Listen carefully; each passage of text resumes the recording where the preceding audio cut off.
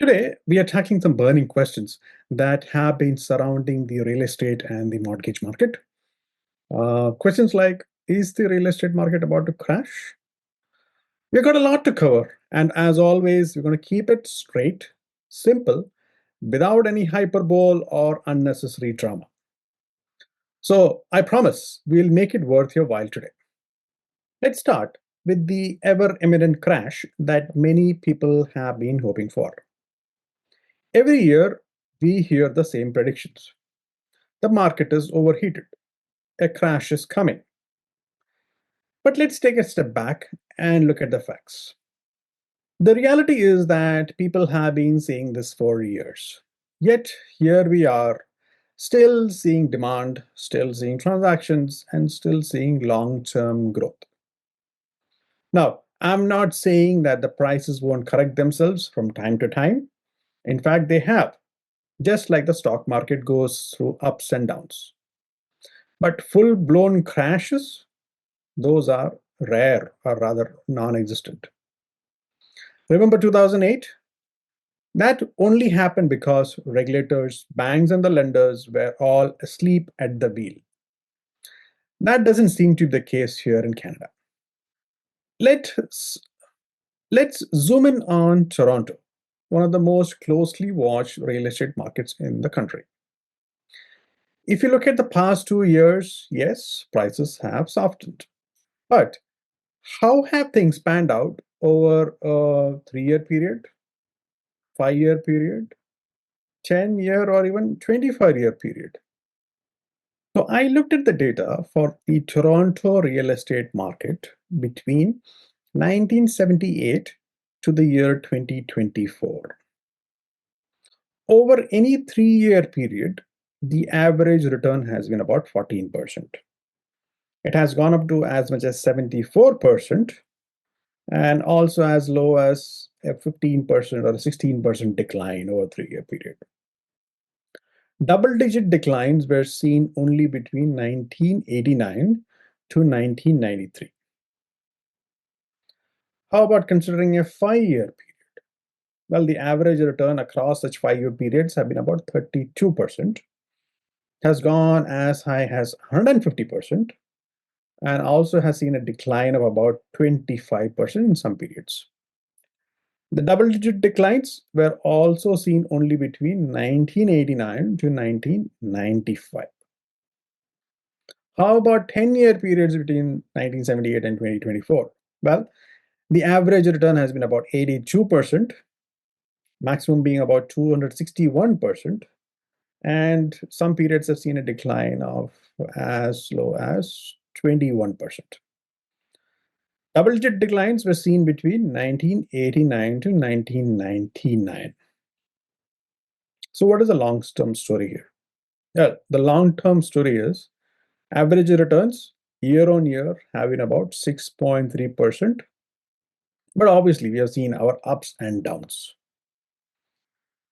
So the period between 1989 to 1999 has been sort of crucial.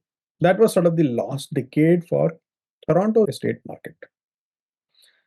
But even with that, the long-term trend has been consistent growth. So here is a fun question for you. Which period saw the highest average price increase?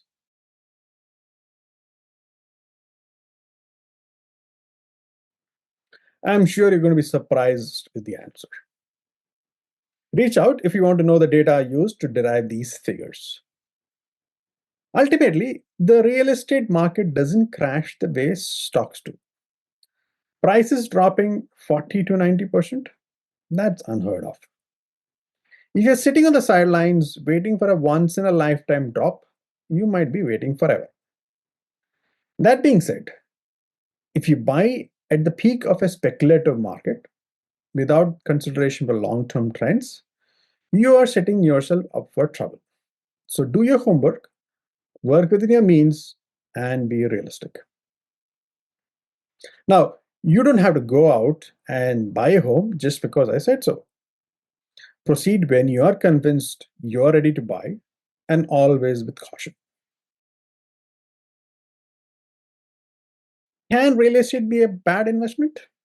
Absolutely. For some people, it can be a bad investment. If you're over leveraged, you buy the wrong property in the wrong location, or pay way more than it is worth, or completely out of line with the long term price trend, or get into real estate with no actual plan, you could end up in trouble. Most people buy real estate using a mortgage. And so, if things do not go as per your plan, then the pain can be deep, severe, and pretty damaging. Only deep pockets can survive such a bad investment. But if you approach it sensibly and hold it for the long term, real estate has been a solid inflation hedge and wealth builder. The key is to be able to hold on, tightly hold on during market swings. If you're forced to sell at the wrong time, that's when you take a loss. I really do not get when people buy and sell homes like they're changing their sneaker or a pair of trousers. Well, if you still wear one. Rethink your approach if you have been guilty of such a behavior in the past. So, what is the key takeaway? Real estate can be a great investment when done right, but it is not a magic bullet. Smart investing means buying in the right locations at the right price and with the right financial buffer for those uncertain times. A big question that a lot of first time home buyers ask is, well, what home or mortgage can I afford? From a lending standpoint, banks look at credit history, your debt load, down payment, and even the type of home you want to buy when deciding on the mortgage eligibility. My advice? Well, at a basic, get pre approved by a mortgage professional before you start house hunting. Falling in love with a house first and then realizing you cannot afford it, well, that's heartbreak I wouldn't wish on anyone.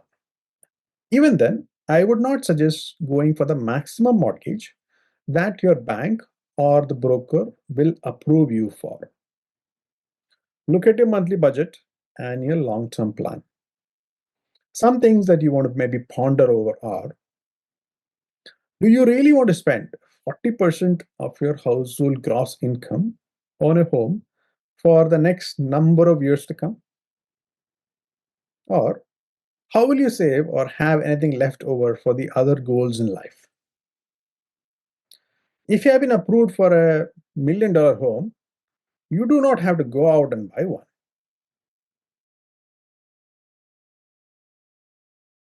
Can you pay off your mortgage early? For sure, you can. But you have to be intentional about it. Look into prepayment privileges, round up your monthly payments, or use lump sums like work bonuses or tax refunds. Advanced techniques like the loan conversion strategy can help you if structured properly. You do not have to carry a mortgage for 25 to 30 years of your life. There are better ways to approach it. Think of it like paying extra on your credit card bill. You can keep paying the monthly minimum amount and keep paying for long, or you can choose to get out of debt faster and save thousands of interest by making additional payments. Can the mortgage rate be negotiated at the time of renewal? Okay, so your mortgage is up for renewal and your bank has sent their renewal offer. Should you just jump in and say yes to their initial offer? No, that would be a big no. Shop around and check what banks and other lenders are willing to offer for a similar mortgage. Talk to other banks that you have a relationship with, or maybe use the services of a mortgage broker. Equip yourself with enough information so that you can negotiate with your current bank or lender. And if they're not willing, then move. But be realistic as well. You won't get a 2% rate and the banks are borrowing themselves at 3%. Nor can you move your mortgage if you're currently unemployed or if your credit has gone down. Knowing what is available in the market and what you can get realistically is key to a successful negotiation.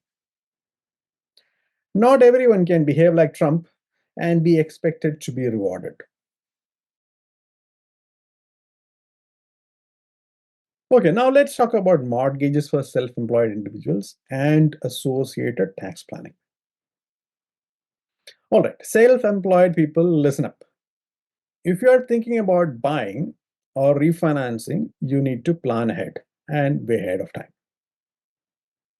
Unlike salaried employees, prime lenders and banks look at your personal income over multiple years. That means whatever income you report on your taxes directly affect how much you can borrow. So some of the key considerations that you should have. Firstly, lenders consider personal income, not just business revenue. But the business cannot also be a loss making venture.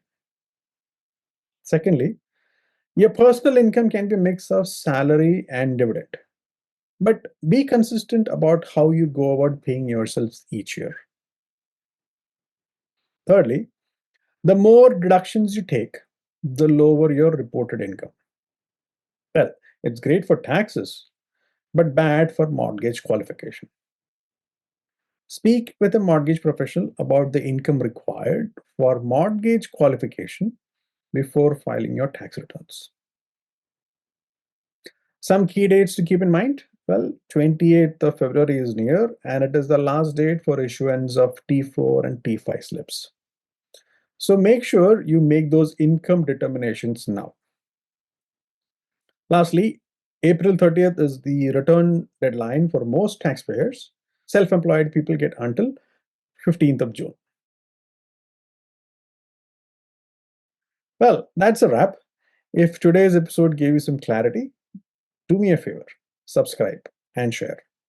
And let's keep the conversation going. Whether you're a first time buyer or an investor or self employed, the key is planning ahead. Well, until next time, keep getting your shit together.